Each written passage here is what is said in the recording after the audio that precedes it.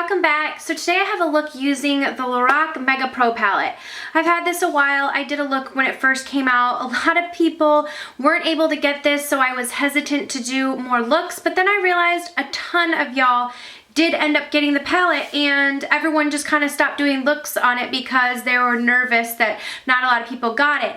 So I'm doing this in collab with two girls here on YouTube. I love their channels. Please check them out. The first one is Tara Michelle, and her channel was War Paint, but I think it's now just Tara Michelle. I haven't done any collabs with her before, so a new person to check out. And then Emily, my good friend Emily from Lisette's Beauty, I talk about her often. I have done collabs with her before, so it's always fun to get a few girls together. And we're all using the LORAC Mega Pro palette, so you get a variety of different looks. I wanted to do this specific look because I've been using the LORAC Pro palette, the #1 palette, often recently, and I've had a lot of you say, hey, could you please recreate that look? So the colors that I decided to go with in this palette are very similar. Even a few of them are some of the repeats that are in the #1 palette. So if you didn't get this particular palette, then you'll still be able to recreate the look using the LORAC 1 palette or anything that you have in your collection. This look right here is what I typically do when I don't want to think about it and I know that I'm going to be pleased with the look. I typically do like a darker smoky eye, and I pair it with pink cheeks and pink lips. So that's what I did today, and I've had a lot of requests to do this look. So I hope you guys enjoy this look, and then also check out the two girls. I will leave their channels listed down below if you'd like to see more looks using this palette. So if you're interested in seeing how I created this look, then go ahead and keep watching.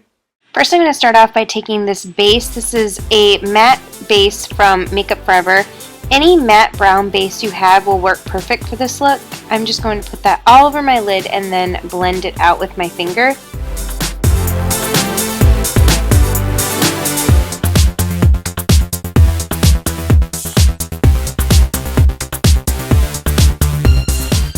Back in and added another layer just to build up the depth of the color. You can leave it at just one layer, but I went ahead and put on two. Now for the transition shade, I'm going to go into this color Dusty Plum, and this is a Sigma E35 brush.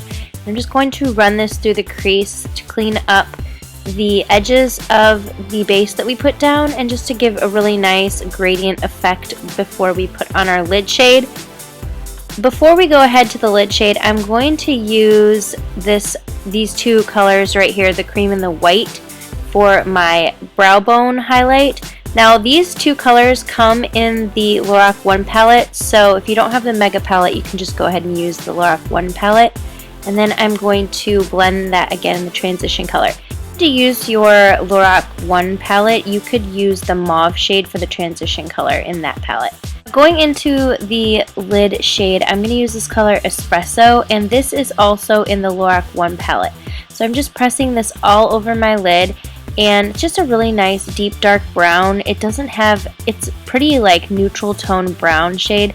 So I'm just going to pat that all over the lid, all over the base that we applied. Then I'm going to go back in and blend out with that original blending brush.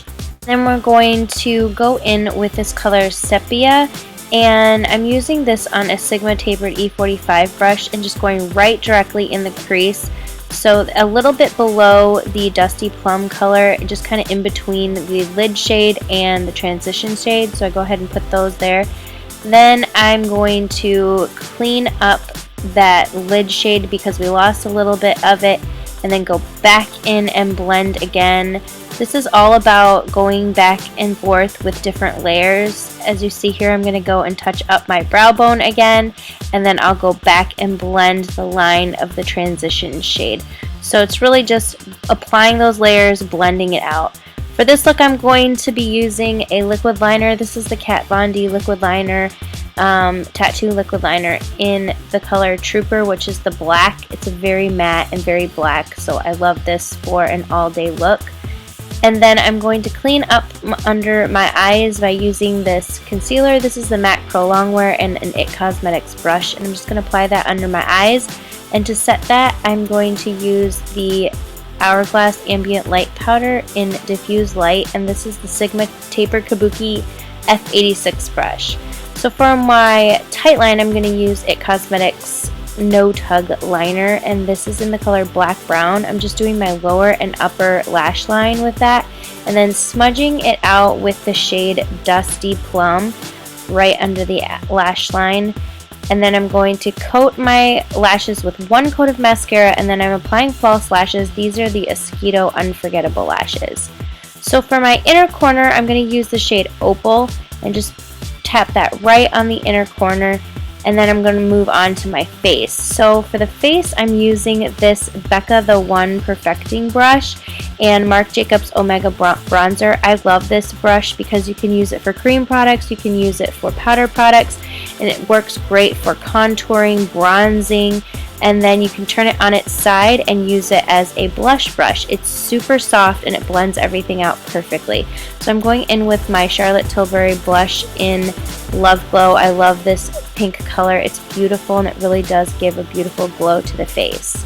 For my lips, I'm using Rimmel Exaggerate Lip Liner in East End Snob and Max Angel. And there we have the completed look.